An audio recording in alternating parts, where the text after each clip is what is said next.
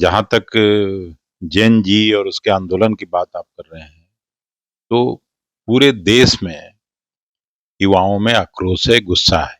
क्या ये आंदोलन जेपी आंदोलन जैसा बड़ा आंदोलन हो सकता है, या अन्ना का आंदोलन हुआ जिसका राजनीति पर असर दिखा, वैसा कुछ असर दिखेगा? या राहुल जी तो ऐसा ऐसा बयान दे देते हैं कि देखिए लगता है कि बैकफुट पर चले गए। अब बिहार में क्या हाल है कांग्रेस का, आप देख लीजिए, कहीं कांग्रेस नजर आ रही है? प्रशांत किशोर की जीत को कैसे देखते हैं? बिहार की राजनीति में क्या उसका इम्पैक्ट रहेगा? क्योंकि पहली बार देखा, हर जाति के लोगों ने उनको वोट दिया। बिहार में कांग्रेस अपने दमखम पर चुनाव में उतरने के लिए कभी तैयार हो पाएगी? तो पीछे लघु की भूमिका है कि आरजेडी के पीछे लघु है कांग्रेस। नमस्कार, आप देख रहे हैं सिटी पोस्ट लाइव। मैं हूं श्रीकांत प्रत्युष। मेरे साथ कांग्रेस के दिग्गज नेता डॉक्टर अखिलेश प्रसाद सिंह जी हैं। अभी पूरे देश में जेन का आंदोलन चल रहा है, लेकिन इस मौके का जो जितना फायदा उठाना चाहिए विपक्ष को नहीं उठा पा रहा है, आपको नहीं लगता? ये कांग्रेस पार्टी कभी भी फायदा उठाने में विश्वास नहीं करती है। कांग्रेस पार्टी सेवा की पार्टी रही है, इस देश के स्वाधीनता संग्राम की पार्टी रही है और सभी जाति, बिरादरी, धर्म, संप्रदाय की पार्टी रही है। जहां तक जेन जी और उसके आंदोलन की बात आप कर रहे हैं, तो पूरे देश में युवाओं में आक्रोश है, गुस्सा है, जो देखने को मिला जंतर मंतर से लेके प्राय राज्यों के हर राजधानी में, छोटे छोटे शहरों में भी उस गुस्सा का प्रकटीकरण हुआ। अब सरकार को फैसला करना है। जिस तरह से बेरोजगारी बढ़ी है, जिस तरह से महंगाई बढ़ रही है, कमर तोड़ महंगाई है और बेरोजगारी इस हद तक पहुंच गई कि जो गरीब मुल्क हैं हम लोग के आसपास के, वहां से भी बेरोजगारी दर इंडिया में ज्यादा है।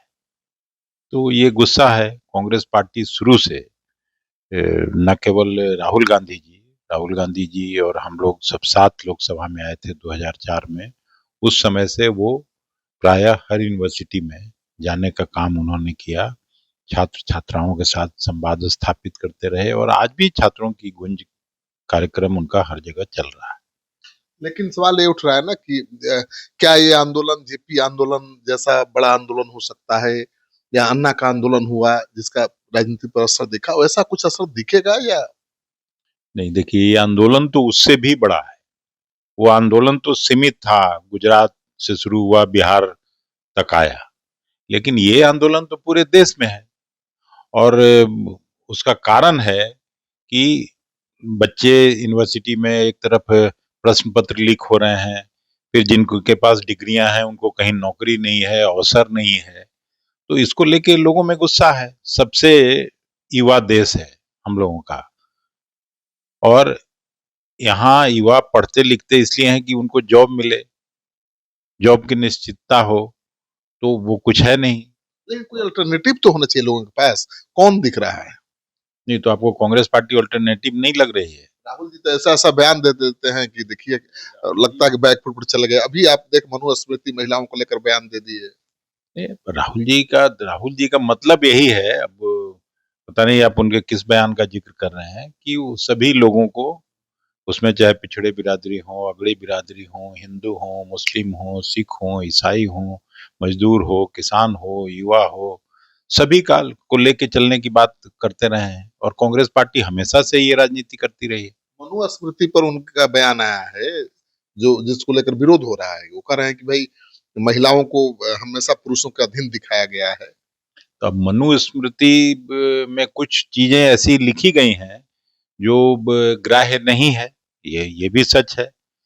लेकिन ये मैं मानता हूं कि बहुत कंट्रोवर्शियल और उसका कोई सच्चाई है नहीं। मनुस्मृति का उसका जो असली स्वरूप है वो तो कहीं है नहीं। अलग अलग लोग लिख के और उसको कंट्रोवर्सी क्रिएट और करने, अपने अपने हिसाब से उसका व्याख्या कर। हाँ, अपने हिसाब से व्याख्या करते हैं। तो अब वो नहीं है, अब देश बहुत आगे चला गया। कांग्रेस कभी ओबीसी ईबीसी की बात करती थी, अब हमेशा राहुल जी ओबीसी ईबीसी की बात करते रहते हैं। अभी जनगणना को लेकर भी सवाल उठा रहे हैं। नहीं, हम ये नहीं कर सकते। ओबीसी ईबीसी भी समाज का हिस्सा है, सबका भला होना चाहिए। एक तरफ कहते हैं कि सब हमारे लिए बराबर है, एक तरफ कहते हैं ये सब बराबर होना ही चाहिए किसी भी राजनीतिक पार्टी के लिए, और खास करके जो नेशनल पार्टी है उसमें सबका दर्जा बराबर होना चाहिए, ह्यूमन वैल्यू बराबर होना सौ चाहिए। समाज तो हमेशा कांग्रेस के साथ रहा था मजबूती से, बीजेपी के साथ चला गया, अब बीजेपी से उसका मोह भंग हो रहा है। तो वो समाज तो तभी आपके साथ जुड़ेगा ना जब उसको सम्मान देंगे, लेकिन कांग्रेस में भी उसके लिए कोई जगह नहीं दिखाई दे रही। नहीं, ऐसा नहीं, कांग्रेस पार्टी में बिल्कुल समान है। अभी हमको लगता है कि 40% सीट राज्यसभा का कांग्रेस पार्टी ने अपर कास्ट के लोगों को दिया। तो ऐसा कैसे कर सकते हैं? इतना तो किसी पार्टी में मिला नहीं, भारतीय जनता पार्टी हो या कोई और पार्टी हो। तो इतनी सारी सीटें कहाँ मिली है? आप जिस बिरादरी से आते हैं उस अकेले 3 को तो कांग्रेस पार्टी ने टिकट दिया, मध्य प्रदेश में, झारखंड में, मद्रास में, तमिलनाडु में। ऐसा तो नहीं कर सकते हैं आप। करते हैं तो बोलते क्यों है? लगता है कि ओबीसी ओबीसी करते रहते हैं। कांग्रेस पार्टी को जरूरत है ओबीसी करने का? कांग्रेस के साथ तो हर जाति के लोग रहे हैं, हर जाति के नेता भी रहे। नहीं, पता नहीं ज्यादा क्या बोले हैं, ऐसा तो हम मुझे लगता नहीं है। पहले बोले होंगे, इधर तो मैं देखता हूँ कि सबको, सर्व समाज को लेके चलने की बात कर रहे हैं। बिहार में क्या हाल है कांग्रेस का, आप देख लीजिए।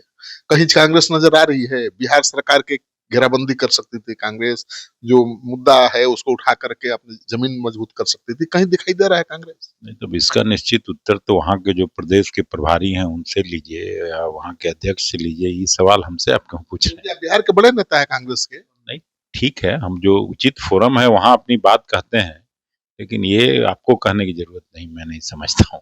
बिहार में कांग्रेस की भूमिका से आप संतुष्ट दिखाई दे रहे हैं? नहीं, संतुष्ट होने की बात नहीं है, और ज्यादा एग्रेसिवली कांग्रेस को काम करने की जरूरत है। संगठन अभी नहीं प्रभावी बन पाया, ये चिंता की बात है।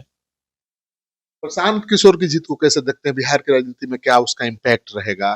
क्योंकि पहली बार देखा, हर जाति के लोगों ने उनको वोट दिया। वो इसी गुस्सा का प्रकटीकरण है, जो छात्र नौजवानों का आंदोलन हुआ, उसमें प्रशांत जीते, और पढ़े लिखे व्यक्ति हैं, उनसे लोग उम्मीद करते हैं कि अच्छी राजनीति करेंगे, बिहार के हितों को लेके आगे बढ़ेंगे, बिहार के हितों का सवाल आगे खड़ा करके। ये तो कहा जा रहा है कि प्रशांत किशोर के कांग्रेस से बहुत अच्छे रिश्ते हैं, और अभी से देखा जा रहा है कि भाई प्रशांत किशोर की जीत से विपक्ष का मनोबल बढ़ा हुआ है कि भाई अब बीजेपी के गढ़ में भी बीजेपी को हराया जा सकता है। ये मैसेज तो गया है ना देश भर में। तो कांग्रेस क्या प्रशांत किशोर को साथ कभी ले सकती है? आगे संभावना दिखती है? नहीं, प्रशांत किशोर जी क्या चाहते हैं अभी तो, लेकिन जो एक विपक्ष का ये बन रहा है, उसमें अगर वो तैयार होंगे तो वो भी आएंगे।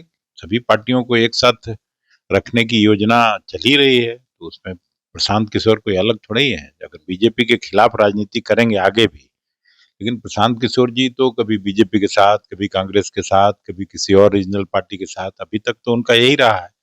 लेकिन अब राजनीति को वो आगे किस तरह से अपना बढ़ाना चाहते हैं, इसका तो निश्चित उत्तर उन्हीं से मिलेगा। हम उनको अभी भी आप चुनावी रणनीतिकार मानते हैं कि नेता भी मान रहे हैं? आप बताइए, इस चुनाव जीत के बाद अब विधायक मानते हैं। नेता नहीं? तो अभी तो परीक्षा है लंबा ना, अभी तुरंत नेता बिहार का मानने में तो आपको भी परेशानी होगी, किसी को होगी। बिहार ऐसा जगह है कि वहाँ नेता बनने में बहुत पसीना लगता है। बिहार में कांग्रेस अपने दमखम पर चुनाव में उतरने के लिए कभी तैयार हो पाएगी? क्यों नहीं तैयार हो पाएगी? अब अपने दमखम पे ही लड़ रही है, दूसरे के दम पे थोड़ी कांग्रेस पार्टी लड़ती है। अभी तो पिछलग्गू की भूमिका है कि आरजेडी के पीछे लघु है कांग्रेस। अरे भाई, आरजेडी कितने दिन की पार्टी है? आप ऐसा बात करते हैं, कांग्रेस को पिछलग्गू बना रहे हैं। आरजेडी का 96 में पार्टी बनी, और कांग्रेस पार्टी का इतिहास सैकड़ों साल का है। तो पिछलग्गू ऐसे आपको सूट करता है तो कहिए, लेकिन कांग्रेस पार्टी का अपना सब कुछ है। चलिए, तो आप सुन रहे थे डॉक्टर अखिलेश प्रसाद सिंह को, ये कह रहे हैं कि प्रशांत किशोर की जीत से विपक्ष का मनोबल वाकई बढ़ा है, और ये मैसेज गया है पूरे देश में कि विपक्ष एकजुट हो तो बीजेपी के सबसे मजबूत गढ़ में उसे चुनौती दी जा सकती है। आप क्या सोचते हैं इस इंटरव्यू के बारे में? कमेंट बॉक्स में जाइए, अपना कमेंट लिखिए और इस वीडियो को खूब शेयर करिए, क्योंकि कई ऐसे अहम सवाल हैं जिसका इन्होंने जवाब दिया है और वो राजनीति में बहुत मायने रखते हैं।